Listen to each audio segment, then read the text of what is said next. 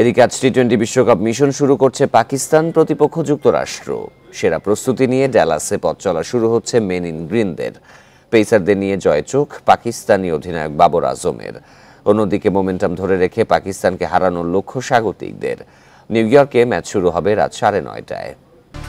বিশ্বকাপ জয়ের স্বপ্ন নিয়ে যুক্তরাষ্ট্রের পাকিস্তান বাবর আজমের নেতৃত্বে শিরোপা খরা কাটাতে চায় ম্যান ইন গ্রিন। ব্যাটে বলে সমন্বিত পারফরম্যান্সে দাপট দেখানোর লক্ষ্য যুক্তরাষ্ট্র উইন্ডিজে। ডালাসের বৈরী আবহাওয়ায় দমে যায়নি পাকিস্তান। মুস্তান ক্রিকেট একাডেমির ইনডোরে ব্যাটিং সেশনে বাড়তি গুরুত্ব ফখর রিজওয়ানদের, কারণ বোলিংয়ের তুলনায় ব্যাটিংয়ে অস্বস্তি বেশি। অফ ফর্মের কারণে নিয়মিত বদল আসছে ব্যাটিং পজিশনে। দলের ব্যাটিং অর্ডার নির্ধারিত নয়, পরিস্থিতি অনুযায়ী এটা পরিবর্তন হতে পারে।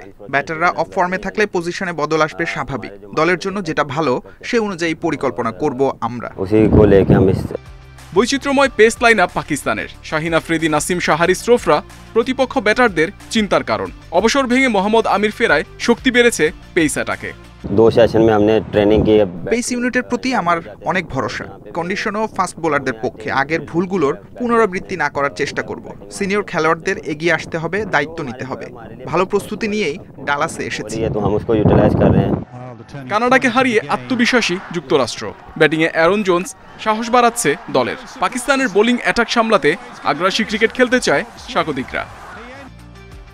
দু দলের স্পটলাইটে হারিস রফ ও অ্যারন জোন্স। ইংল্যান্ডের বিপক্ষে টি-20 সিরিজে সপ্রতিভ ছিলেন হারিস। অন্যদিকে কানাডাকে হারাতে 94 রানের কার্যকরী ইনিংস খেলেন জোন্স। বিশ্বকাপেই প্রথমবার মুখোমুখি হচ্ছে দু দল। পাকিস্তানের চোখ জয়ে, যুক্তরাষ্ট্রের লক্ষ্য ধারাবাহিকতার। Muhammad Nazim, independent news.